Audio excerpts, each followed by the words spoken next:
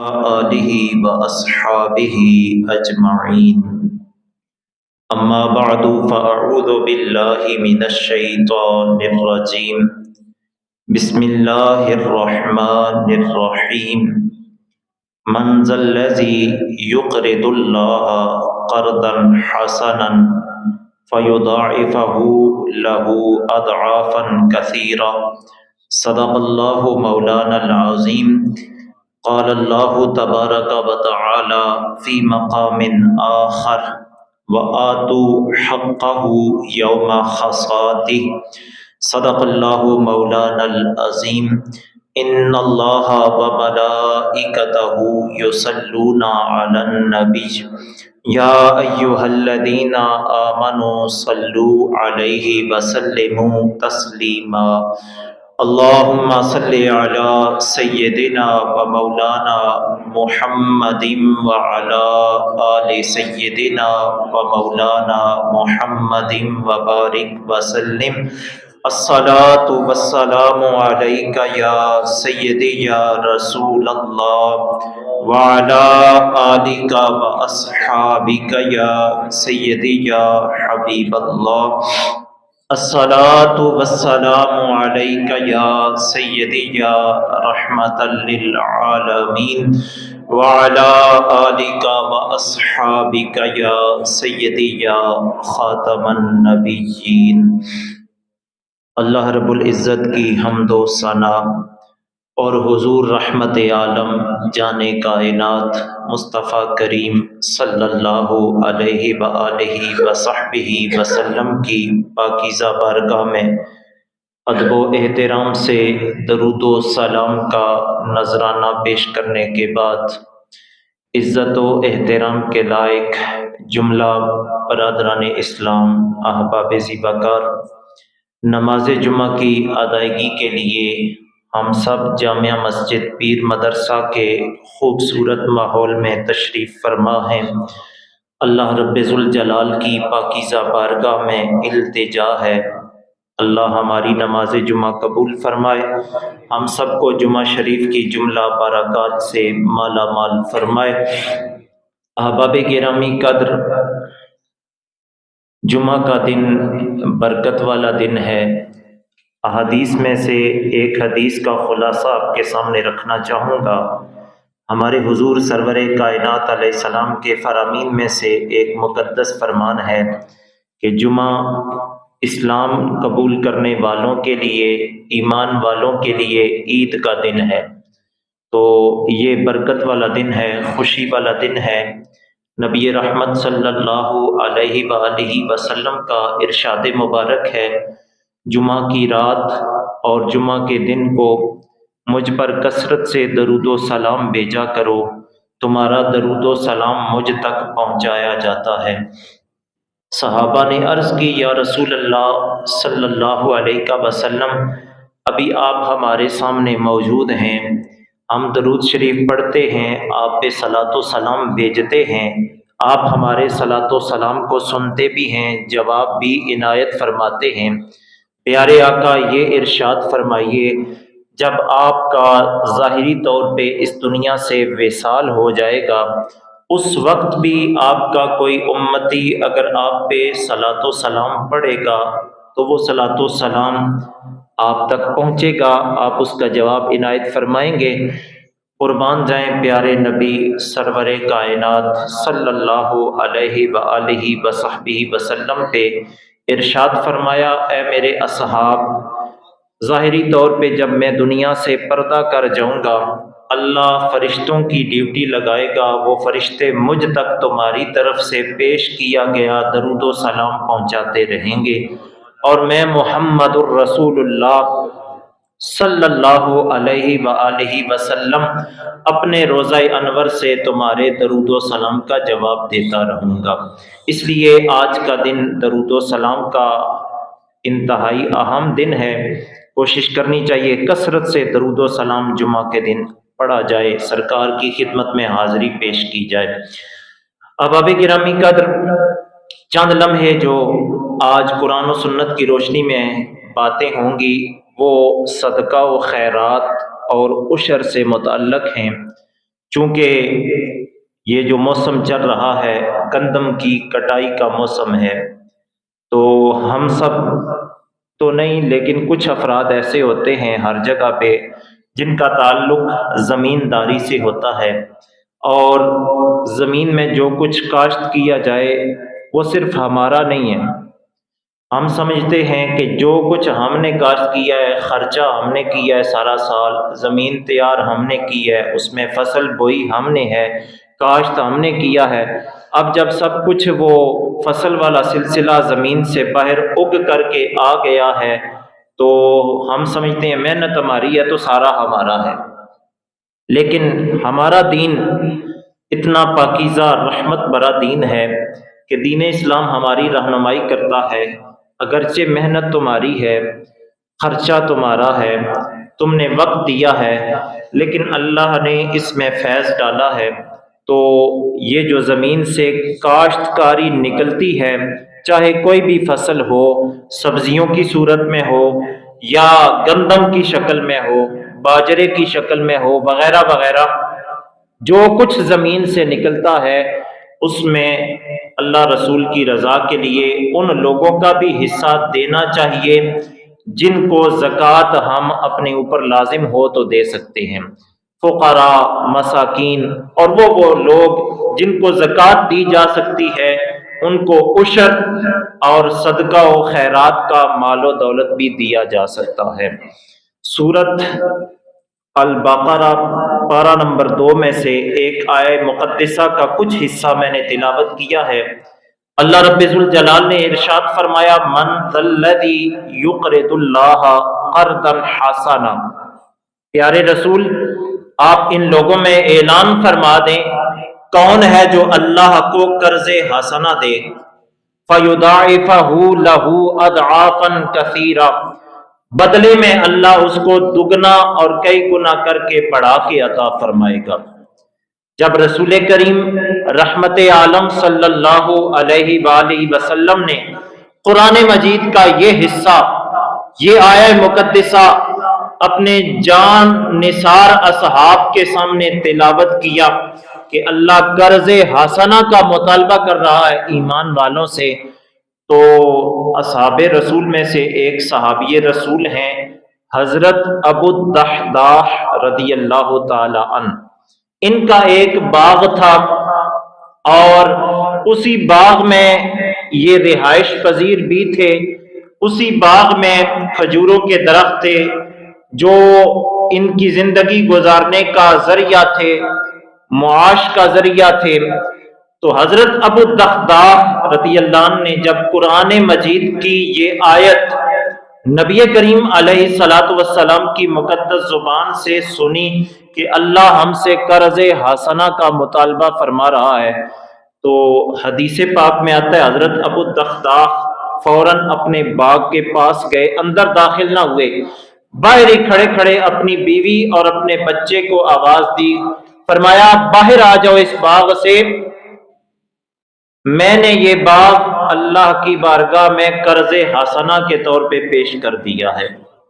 اب دیکھیے آج کا زمانہ اگر ہوتا الا ماشاء اللہ دیندار خاتون ہو تو وہ پھر سوالات اور جوابات کا تقاضا نہیں کرتی، تو اس زمانے کی خواتین بھی حضور سرور کائنات علیہ السلام کی محبت میں ہر لحظہ ہر لمحہ مگن رہتی ہیں، تعلیمات رسول سے سرشار ہیں۔ وہ بیوی حضرت ابو الدحداح کی ہیں، کوئی سوال نہ کیا، نہ ہی پوچھا وجہ کیا ہے، کیوں رب کو قرض حسنہ کے طور پہ دے رہے ہیں۔ حضرت ابو الدحداح فرمانے لگے نکل آؤ اس باغ سے، میں نے یہ باغ اللہ کو بطور قرض حسنہ دے دیا ہے۔ تو وہ بیوی اور بچہ دونوں باغ سے نکل آئے۔ اللہ نے اس موقع پہ ان اہل ایمان کی عزت اور حوصلہ افزائی فرمائی، فرمایا ایمان والے وہ بلند بخت اور باعزت لوگ ہیں جب ان سے رب کوئی تقاضا کرتا ہے تو فوراً رب کی بارگاہ میں اپنے اموال پیش کر دیتے ہیں۔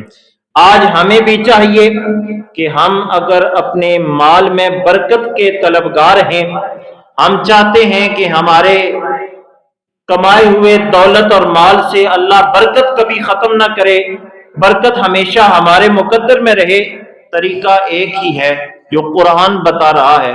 رب کی بارگاہ میں صدقہ و خیرات اللہ کے دیے ہوئے مال میں سے ہم کریں گے، اللہ اس رب کی بارگاہ میں کیے گئے صدقہ و خیرات کا فیضان دنیا اور آخرت میں ہمیں عطا فرمائے گا۔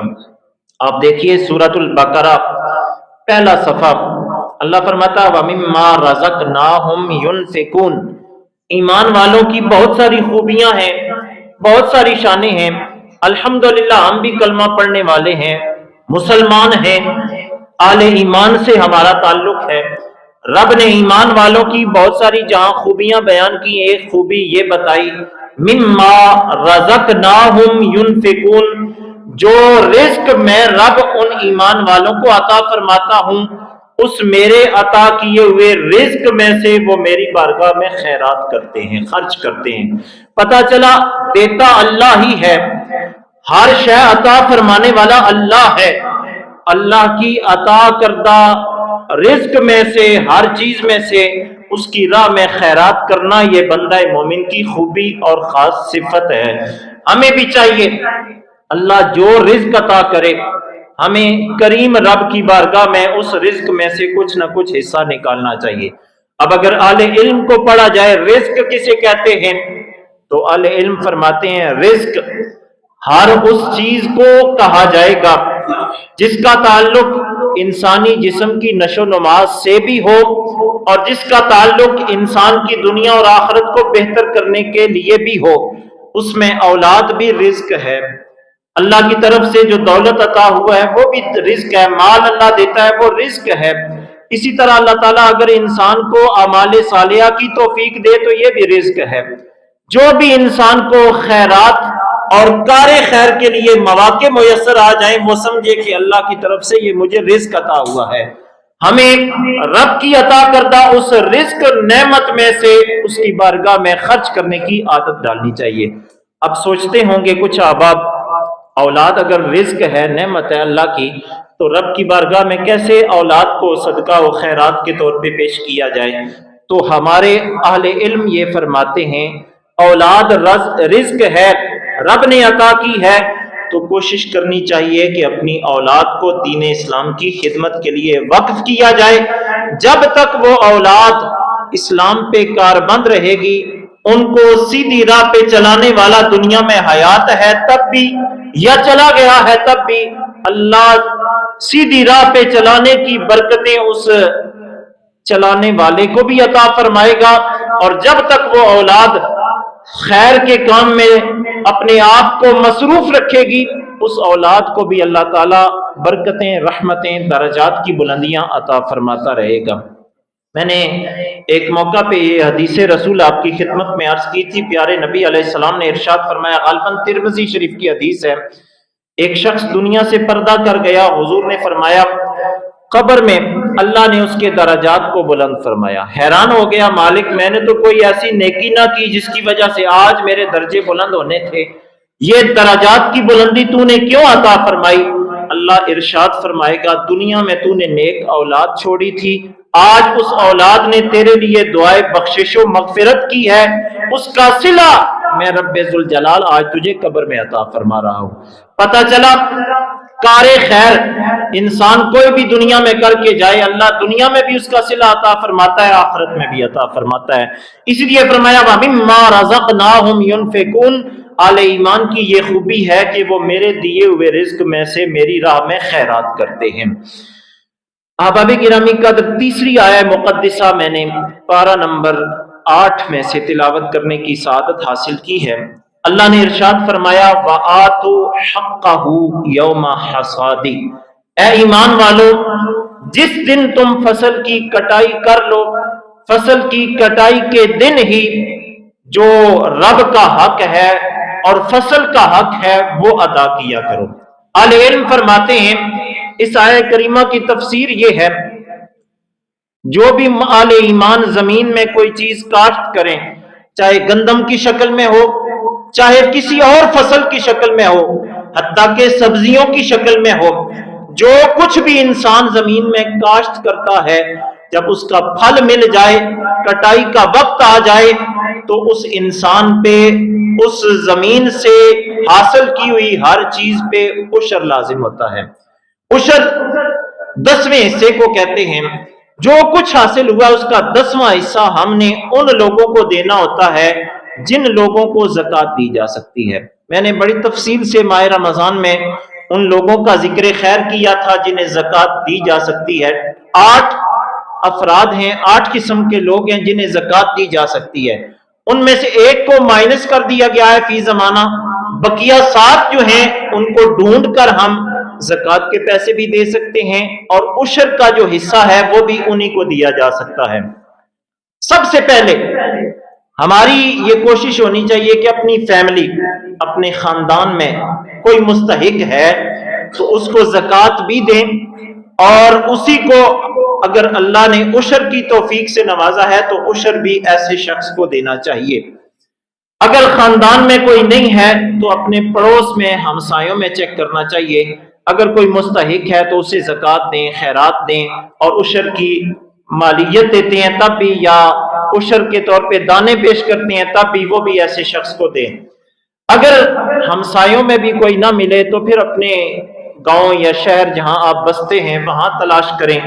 اگر تلاش بسیار کے باوجود کوئی مستحق شخص نہ ملے تو اہل علم رہنمائی فرماتے ہیں، دینی مدرسہ، دینی ادارہ جہاں اللہ رسول کا ذکر ہوتا ہے اور قرآن و حدیث سیکھا سکھایا جاتا ہے، اگر آپ سمجھتے ہیں کہ واقعاتاً وہاں دین کا کام ہو رہا ہے تو ایسے دینی ادارے میں پڑھنے والے طلباء زکوٰۃ کے بھی مستحق ہیں اور عشر کے بھی مستحق ہیں۔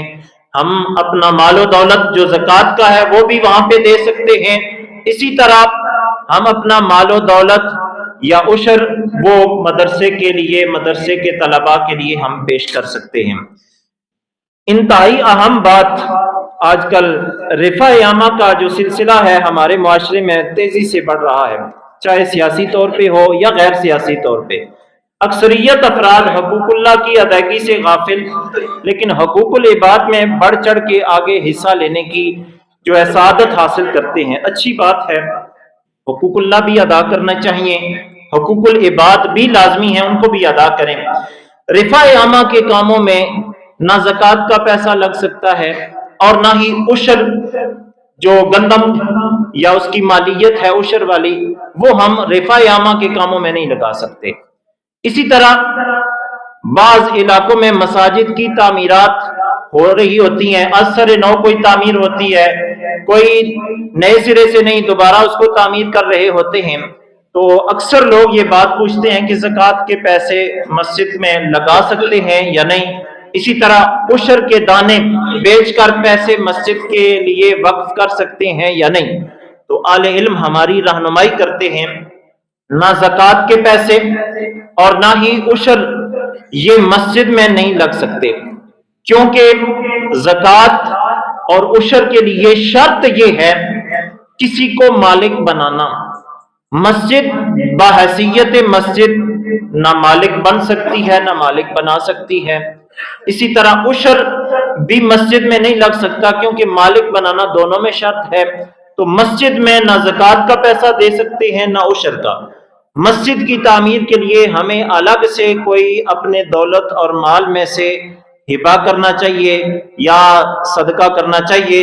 جو فرض حصہ ہے ہم پہ صدقہ یا زکوٰۃ کا یا عشر کا، وہ مسجد میں ہم نہیں لگا سکتے، اس میں ہمیں محتاط رہنا چاہیے۔ جو لگ چکا ہے اس حوالہ سے استغفار کریں، اور مزید اثر نو وہ زکوٰۃ ادا کرنی چاہیے۔ اگر کسی نے مسجد کو دے دی ہے تو وہ زکوٰۃ ادا نہیں ہوئی، دوبارہ زکوٰۃ ادا کرنے کا اہتمام کرنا چاہیے۔ حضور رحمت عالم سرور کائنات علیہ السلام کی من جملہ تعلیمات میں سے یہ سرکار کی تعلیم ہے کہ کوئی بھی نیکی کی جائے تو نیکی چھپا کے کی جائے، کسی کو دکھا کے نہ کی جائے۔ پارہ نمبر 4 پہلی آیہ مقدسہ، اللہ فرماتا ہے لن تنالوا البر حتی تنفقوا ما تحبون، تم نیکی کی حقیقت اور نیکی کا اجر اس وقت تک صحیح معنوں میں نہیں حاصل کر سکتے جب تک کہ اپنی پسندیدہ چیز رب کی بارگاہ میں خیرات نہ کر دو۔ پہلی بات تو یہ آ گئی ہمارے سامنے کہ ہم نے جب بھی رب کی بارگاہ میں کوئی چیز صدقے کے طور پہ پیش کرنی ہے تو پسندیدہ ترین چیز. دوسرا، قرآن ہی ہمیں رہنمائی فراہم کرتا ہے، رسول کریم علیہ السلام ہمیں رہنمائی فراہم کرتے ہیں کہ کوئی بھی چیز ہم خیرات کریں، نیکی کا کوئی بھی کام کریں تو چھپا کے، دکھلاوے کے لیے نہیں کرنا چاہیے. ریاکاری حدیث رسول کے مطابق شرک میں آتا ہے. ایک شرک ہے رب کی بارگاہ میں کسی کو عبادت کے لائق سمجھ کے اس کی عبادت کرنا، اس کو ماننا، یہ شرک ہے، اس کو اللہ کبھی معاف نہیں کرتا. اور ایک شرک اصغر ہے، اس کو ریاکاری کہتے ہیں. ریاکاری، دکھلاوا جو ہے یہ بھی رب کو پسند نہیں ہے. جب بھی نیکی اللہ توفیق دے نیکی کی تو چھپا کے کریں. دائیں ہاتھ کو معلوم نہ ہو کہ بائیں نے کیا دیا ہے، اور بائیں کو معلوم نہ ہو کہ دائیں نے کیا دیا ہے. آخری حدیث عرض کر کے اس حوالے سے گفتگو سمیٹوں گا. نبی کریم علیہ السلام نے 7 خوش نصیب افراد کا ذکر خیر کیا ایک حدیث میں، اور بتایا ہے کہ 7 اللہ کے خوش نصیب بندے ایسے ہیں جنہیں اللہ قیامت کے دن اپنے عرش کا ٹھنڈا سایہ عطا فرمائے گا. جس دن ہر شخص پریشانی کی کیفیت میں مبتلا ہوگا، کوئی اپنے گناہوں کی وجہ سے گھٹنوں تک پسینے میں ڈوبا ہوگا، کوئی سینے تک، اور کوئی پورا ہی پورا گناہوں کی وجہ سے قیامت کے دن پسینے میں شرابور ہوگا، ڈوبا ہوا ہوگا. حضور نے فرمایا قیامت کے دن جو پسینہ ہوگا وہ اتنا بدبودار ہوگا کہ اگر اس کا ایک قطرہ آج زمین پہ گرایا جائے، انسان تو انسان رہے، جانوروں کا بھی دماغ اس کے تعفن اور بدبو سے پھٹ جائے. اتنا سخت قسم کا ہولناک عذاب ہوگا قیامت کے دن. حضور علیہ السلام نے فرمایا 7 خوش نصیب اللہ کے بندے ایسے ہوں گے، اس کیفیت میں اور اس روح فرسا حالت میں بھی اللہ ان کو اپنا عرش کا ٹھنڈا سایہ عطا فرمائے گا. ان 7 میں سے ایک وہ خوش نصیب بندہ ہے جو صدقہ کرتا ہے اس انداز سے کہ دائیں ہاتھ سے دیتا ہے تو بائیں کو پتہ نہیں ہوتا کیا دیا ہے، بائیں ہاتھ سے اگر دیتا ہے تو دائیں کو علم نہیں ہوتا کہ کیا دیا ہے. چھپا کے صدقہ کرنے والا قیامت کے دن روح فرسا اور عذاب والی اس کیفیت میں اللہ کے عرش کے ٹھنڈے سائے میں ہوگا. اس لیے دعوت فکر یہی ہے، اللہ کے عطا کردہ رزق میں سے اس کی بارگاہ میں خیرات کرنے کی عادت ڈالنی چاہیے، اور دنیا اور آخرت میں کامیابی اسی کا مقدر بنتی ہے جو اللہ کے دیے ہوئے رزق میں سے اس کی بارگاہ میں خیرات کرتا ہے. بالخصوص جو احباب زمینداری کرتے ہیں، زمین کو کاشت کرتے ہیں، جو فصل نکلتی ہے چاہے گندم کی صورت میں ہو یا کسی صورت میں، اس کا 10واں حصہ اس علاقے کے لوگوں کے لیے لازمی ہے کہ وہ ان لوگوں کو 10واں حصہ پیش کریں جن کو زکوٰۃ دی جا سکتی ہے. وہ سارا ہمارا نہیں ہے، اللہ نے عطا کیا ہے تو کچھ حصہ ہمارا ہے اور کچھ غرباء و مساکین کا ہے. رب ذوالجلال کی پاکیزہ بارگاہ میں التجا ہے اللہ ہم سب کو قابل عمل باتوں پہ عمل کی توفیق عطا فرمائے. آخری ایک مسئلہ بھی سماعت فرما لیں. عموماً یہ دیکھا جاتا ہے کہ جب اذان شروع ہو جائے، دوسری اذان جمعہ کی، تو اکثر احباب تاخیر سے آنے کی وجہ سے سنتیں پڑھ رہے ہوتے ہیں، جو ہی اذان ہوتی ہے ساتھ سنتیں بھی جاری ہیں. تو اس حوالہ سے یہ ذہن میں رکھیے، اگر آپ دوسری اذان سے پہلے پہنچ گئے ہیں تو پھر تو سنتیں ادا کر لیں، لیکن اگر اذان شروع ہو گئی ہے، اذان سننا لازم واجب ہے. خطبہ جو امام صاحب دیتے ہیں وہ بھی سننا توجہ سے واجب لازم ہے. وہ جو پہلی سنتیں ہیں آخری نفلوں سے پہلے ہم ادا کر سکتے ہیں. اذان کے درمیان میں یا خطبہ کے درمیان میں سنتیں ادا نہیں کرنی چاہیے. میں دیکھتا ہوں عموماً یہاں پہلی دوسری صف میں احباب ہمارے لیے سارے قابل احترام ہیں، تو وہ یہاں پہ اذان کے دوران یا خطبہ کے دوران آ کے سنتیں پہلی 4 جو ہیں وہ پڑھنا شروع کر دیتے ہیں. ان کے لیے حکم شریعت یہی ہے کہ آخری 2 نفلوں سے پہلے وہ پہلے والی 4 سنتیں پڑھ لیں. اذان اور خطبہ توجہ سے سننا لازم ہے تو وہ توجہ سے سنا جائے. وآخر دعوایا ان الحمد للہ رب